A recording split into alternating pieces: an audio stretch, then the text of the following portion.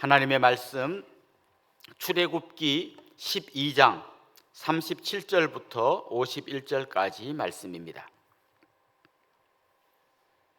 출애굽기 12장 37절부터 51절까지 말씀 제가 봉독하겠습니다.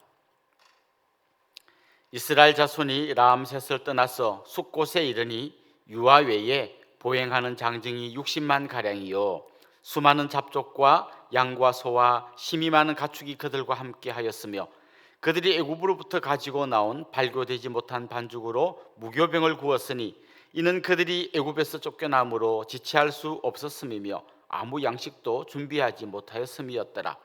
이스라엘 자손이 애굽에 거주한 지 430년이라 430년이 끝나는 그날에 여호와의 군대가 다 애굽 땅에서 나왔은즉 이 밤은 그들을 애굽 땅에서 인도하여 내심으로 말미암아 여호와 앞에 지킬 것이니 이는 여호와의 밤이라.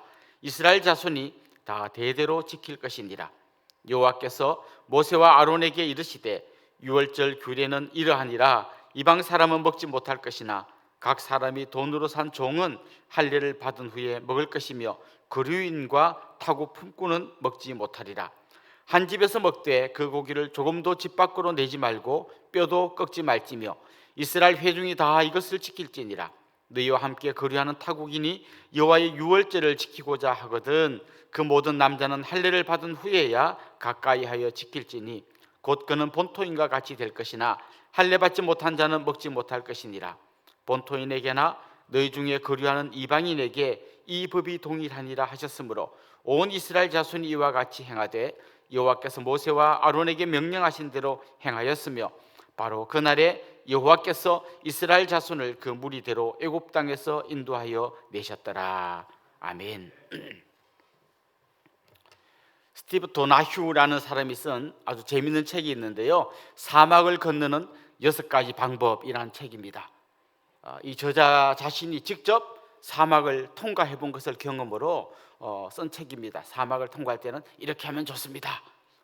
이 책을 읽다 보면 실제로 사막을 통과하지는 않지만 진짜 사막을 통과하는 것처럼 힘든 일을 만날 때 굉장히 좀 도움이 되는 그런 재미있는 책입니다. 예를 들면 이런 이야기들이 나옵니다. 사막에서는 바람이 한번 불고 나면 이제 모래 모양이 다 바뀌잖아요. 그러니까 맨날 변화되는데 거기 지도를 들고 통과하면 통과할 수 없다. 반드시 나침반을 들고 통과해야 된다. 이런 얘기도 나오고요. 그 다음에 오아시스를 만날 때마다 쉬어서 가라. 좀 이렇게 충전해서 또 가라. 이런 얘기도 나옵니다. 또 모래에 갇히면 타이어에 바람을 빼라. 이런 얘기도 나옵니다. 저도 아주 재미있게 읽었던 기억이 납니다. 실제로 이제 사막 앞에 선 사람은 이런 거 한번 읽고 가면 상당히 도움이 될 겁니다. 오늘 우리가 읽은 이 본문은요, 이스라엘 백성들이 이제 애굽에서 나오는 장면입니다. 이제 애굽에서 나오면 어디로 갑니까? 광야로 들어갑니다. 이때 읽으면 참 좋을 책이 바로 그런 거죠. 사막을 통과하는 6가지 방법, 이런 거죠. 하나님도 이 시점에 뭔가 이 광야를 통과하는 10가지 방법 이런 이야기를 해줄 법한 아주 그런 타이밍입니다. 근데 하나님께서는 광야를 통과하는 10가지 방법 대신에 광야를 통과하는 단 한 가지의 방법을 이야기해 주십니다. 뭘 이야기하셨을까요? 딱 한 가지 이겁니다. 유월절을 잘 지키라입니다. 광야를 통과하는 거하고 유월절을 지키는 거하고 무슨 상관이 있습니까? 대부분 아마 그런 질문을 던지게 될 것입니다. 여러분 이미 잘 아시는 것처럼 이스라엘 백성들이 출애굽해가지고 이제 광야로 들어가는 이 과정에서 일어난 제일 중요한 사건 기억하시죠? 10번째 재앙. 10번째 재앙에 하나님의 천사가 모든 애굽의 장자를 칠 때에 자기 집 문에 어린 양의 피를 바른 그 이스라엘 백성의 집은 다 뛰어넘어 갔습니다. 그것을 기념하는 것이 유월절인 것이죠. 그런데 하나님께서는 그 10번째 사건, 이스라엘 백성들에게는 너무너무 감격적인 그 사건, 그들이 구원받은 사건, 그리고 이스라엘을 박해하던 애굽 사람들은 정말 다 심판을 받는 그 엄청난 이야기가 단 한 번의 사건으로 끝나면 안 되고 그게 계속 반복해서 기념되어야 한다는 것을 이야기하고 있습니다. 사실 지금 12장, 13장 좀 본문이 꽤 긴데요, 이 긴 본문이 이스라엘 백성들이 이제 애굽에서 나오는 얘기입니다. 그런데 실제로 나오는 실제 사건은 조금밖에 안 나요. 몇 절 안 나옵니다. 대부분의 이야기는 계속 반복해서 유월절을 왜 지켜야 되는지, 어떻게 지켜야 되는지 그 이야기를 계속해서 반복하고 있습니다. 이제 광야에 들어가면 수많은 어려운 일들이 생길 겁니다. 그 수많은 어려움들을 만날 때마다 뭘 해야 되느냐? 다시 이 유월절의 은혜의 자리로 돌아와야 한다는 것입니다. 이 유월절 사건이 보여주는 크게 두 가지 중요한 이야기가 있는데, 하나는 하나님의 능력이 얼마나 큰가입니다. 그 거대하던 강국 애굽이 어떻게 그렇게 한 방에 주저앉았습니까? 어떻게 그 어려운 사건이 일어났습니까? 그 거대한 나라가 어떻게 무너지고 종살이 하던 이스라엘 백성들이 어떻게 구원받았습니까? 한마디로 말하면 그 유월절 사건을 기억하면 된다는 거죠. 뭡니까? 하나님의 능력이라는 것이죠. 그렇다면 광야를 통과할 때 수없이 어려운 일들을 만나지 않습니까? 그때마다 뭘 기억하라는 겁니까? 하나님의 능력을 기억하라는 겁니다. 그 거대한 애굽을 침몰시킨 하나님이 여전히 너희의 하나님이고, 그 하나님이 여전히 너희와 동행하신다는 것을 기억하라는 것입니다. 또 한 가지는 이 유월절 사건을 떠올릴 때마다 기억할 수 있는 게 뭡니까? 하나님의 은혜입니다. 정말 말도 안 되는 사건이죠. 정말 하나님, 이제 우리가 하나님의 백성이 되겠습니다. 우리는 하나님의 백성입니다. 그 표시로 어린 양의 피를 바르면 그 집은 다 구원받는, 한마디로 인간의 생각으로는 말도 안 되지만 그냥 하나님께서 일방적으로 은혜를 베풀어 주셨던 이 사건을 기억하라는 것입니다. 여러분들 인생을 살다가 어려운 일 만나면요, 바로 이 유월절 그 자리로 돌아가야 합니다.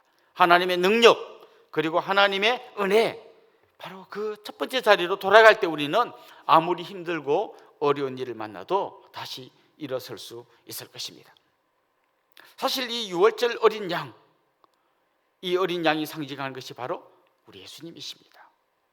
세례 요한은 지나가는 예수님을 보고 보라, 세상 죄를 지고 가는 하나님의 어린 양이로다, 이렇게 표현했습니다. 예수님께서 십자가에 달리신 이야기를 기록할 때 요한, 이번에 사도 요한이죠. 사도 요한은 그 본문을 기록하면서 예수님의 다리를 꺾지 않았다는 이야기가 나옵니다. 근데 오늘 본문에 보면 유월절 어린 양을 잡을 때 그 다리를 꺾지 뼈를 꺾지 말라는 이야기가 오늘 본문에 나옵니다. 그러니까 이 유월절 어린 양이 상징하는 것은 바로 우리를 대신해서 돌아가실 예수 그리스도라는 거죠.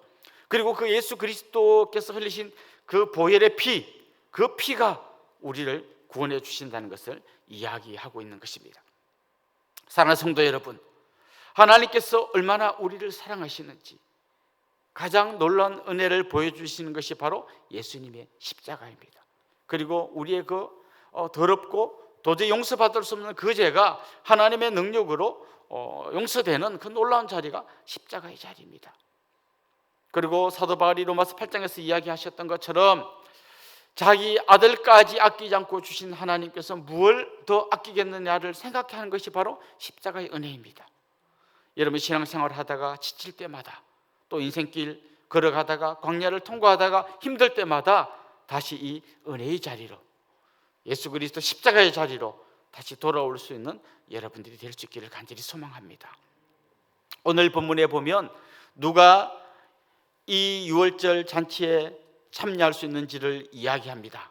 한마디로 말하면 이스라엘 백성들입니다. 근데 얼른 이렇게 말하면 그 혈통적인 이스라엘 백성들만 참여할 수 있을 것 같지만요, 오늘 본문을 잘 읽어보면 출애굽할 때 이스라엘 백성들만 나온 게 아니라 많은 잡족들이 나왔다, 그렇게 이야기합니다.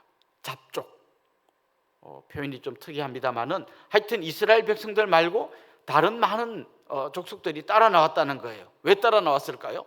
그 10가지 재앙을 보면서 야, 진짜 저들이 믿는 하나님이 진짜구나, 우리도 이쪽 편에 서는 게 낫겠다. 여러분 이 세상의 조류를 잘 파악하는 사람이 있죠. 어느 쪽에 붙어야 될지를 이들이 딱 보니까 이쪽이다 해가지고 이쪽에 붙은 거예요. 그리고 그들이 같이 따라 나왔습니다. 자, 이들도 유월절 잔치에 참여할 수 있을까요? 있습니다. 딱 한 가지 방법이 있습니다. 할례를 받고 나도 하나님의 백성이 되겠습니다.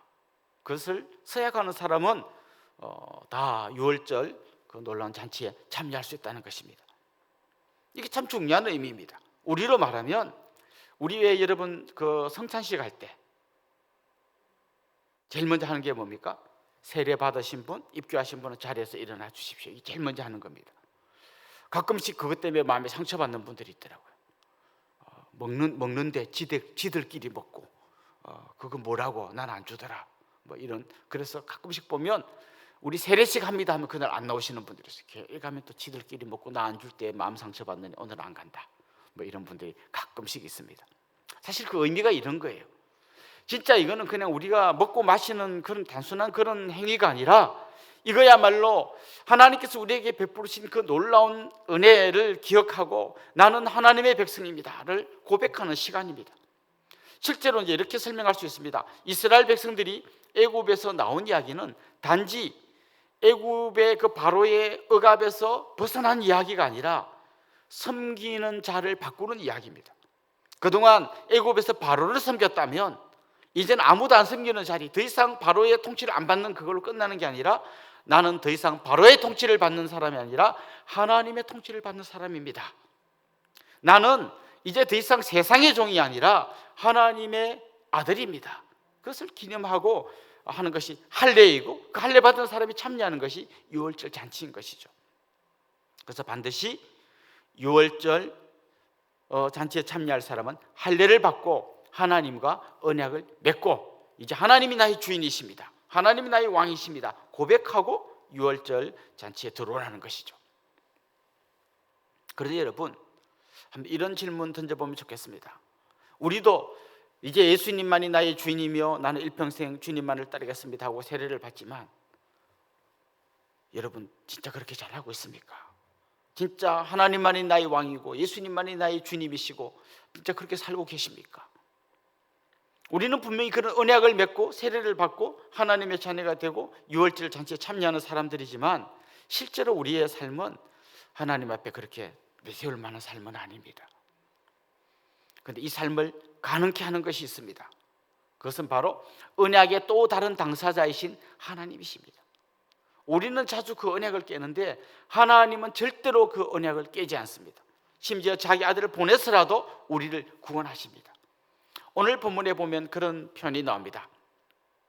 그들이 430년 만에 애굽에서 나왔다 이런 이야기가 나옵니다. 430년. 그러니까 그들이 애굽에 들어가서 처음에는 요셉을 따라 들어가서 정말 귀족같이 그렇게 살았습니다만 시간이 지나면서 점점 이제 종으로 바뀌게 되지 않습니까? 그 시간이 430년입니다. 그런데 이 430년이 갑자기 툭 튀어나온 얘기가 아니에요. 하나님께서 아브라함에게 네 자손이 그 땅에서 400년 동안 종살이 하다가 나올 거라고 이야기했습니다. 430년 전에 아브라함과 맺었던 언약이 지금 지켜지고 있는 거예요. 우리가 어떻게 끊임없이 하나님의 그 은혜의 자리로 돌아갈 수 있습니까?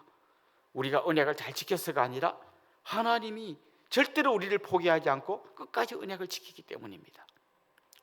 누가 재미난 표현으로 이런 이야기를 하는 걸 들은 기억이 납니다. 하나님께서 우리 손을 잡으실 때 이렇게 딱 잡았다기보다 우리의 손목을 딱 잡고 계시는 거예요. 이렇게 우리가 언약을 맺은 거예요. 그런데 우리는 가끔씩 이 손을 놓습니다. 그런데 하나님께서 절대 놓지 않기 때문에 이 관계가 영원히 지속된다는 것이죠. 그렇습니다. 우리는 그 하나님의 은혜로 구원받았을 뿐만 아니라 그 하나님의 은혜로 끊임없이 영원토록 끊을 수 없는 그 하나님의 사랑에 끈에 묶여서 살아가는 정말 감격스러운 하나님 나라의 사람인 것입니다. 결국 이렇게 하나님과 언약을 맺고 하나님의 그 놀라운 은혜의 자리에 참여하는 그들을 오늘 본문은 뭐라고 표현하는가 하면 하나님의 군대라고 표현합니다. 오늘 본문을 잘 보면 이런 이야기가 나오거든요. 그들이 애굽에서 쫓겨났다는 얘기가 나옵니다. 종살이 하다가 쫓겨난 거예요. 그런데 또 본문을 잘 읽어보면 쫓겨난 그들의 상황이 좀 특이합니다. 오늘 본문에 보면 많은 양과 소와 가축을 데리고 나왔다.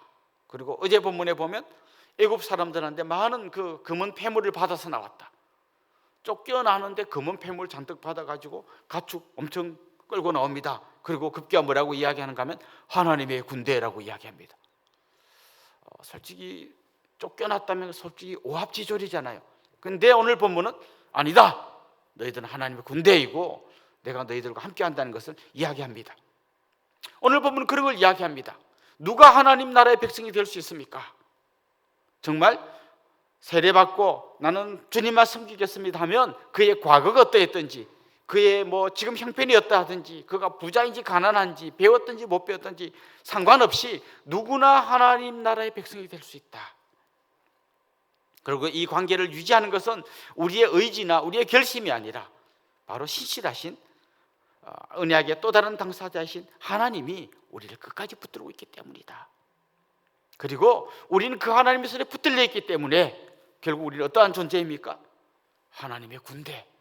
남들이 볼 때는 아무것도 아닌 별 볼 일이 없는 사람처럼 보일지 모르지만 오늘 여러분, 지금부터 여러분 어깨에 힘을 좀 넣으시고 하나님의 군대답게, 하나님 나라의 백성답게, 하나님의 자녀답게 당당하게 살아갈 수 있기를 소망합니다. 여러분의 자녀를 볼 때도 그 아이의 성적을 보고 한심한 놈 이렇게 이야기하지 마시고, 이 아이는 하나님의 군대에 너무나 당당한 아들이다, 딸이다, 그렇게 인정하시고, 여러분의 남편이 월급을 좀 적게 가져올지라도 우리 신랑은 하나님 나라의 군대의 용사이시다, 이렇게 인정하면서 살아가시면 좋겠습니다. 사랑하는 성도 여러분, 오늘 이 아침 다시 우리가 이 은혜의 자리로 돌아가면 좋겠습니다. 다시 한번 하나님의 능력과 하나님의 은혜를 기억하는 그 감격의 자리로 돌아가면 좋겠습니다. 그리고 우리를 하나님의 군대로 세워가시는 하나님의 손에 붙들린 바 되어서 오늘 하루도 승리하시는 여러분들이 될 수 있기를 주님의 이름으로 축원합니다. 기도드리겠습니다. 살아계신 우리 하나님 아버지, 종살이하던 아무 힘없는 이스라엘 백성들을 능력의 팔로 그리고 은혜를 베푸셔서 구원해 내셨던 하나님께서 우리도 그렇게 구원해 내셨을 뿐만 아니라 끝까지 붙들고 계신 줄로 믿습니다. 힘들고 어려울 때마다, 광야를 통과할 때마다 정말 광야를 통과하는 단 한 가지 방법, 유월절을 지키라 말씀을 주신 그 하나님의 은혜를 기억하면서 그 하나님의 능력을 기억하면서 살아가게 하여 주시고, 아무 조건 없이 우리를 받아주시고 우리를 하나님의 군대로 세우시는 그 하나님과 함께 승리의 삶을 살게 하여 주옵소서. 예수님의 이름으로 기도드리옵나이다. 아멘.